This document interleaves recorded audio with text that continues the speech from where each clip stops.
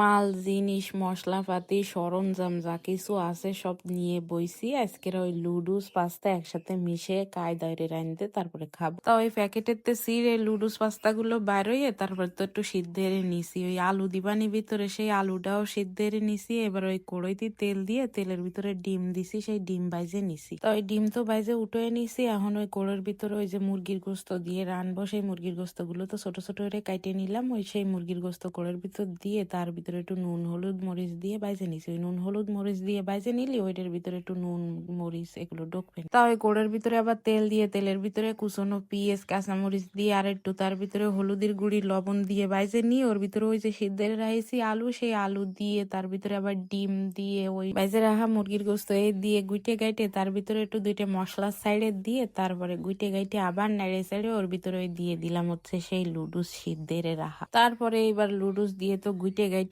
আবার তার ভিতরে মশলা সাইডে দিয়ে তারপরে আবার নাইড়ে সাইডে নামায় নিলি হয়ে যাবে না সেই লুডুস রান্দা। এই লুডুস রান্দা কিন্তু বিরিয়ানির থেকেও একটু বেশি ঝামেলার জিনিস মনে হয় আমার কাছে।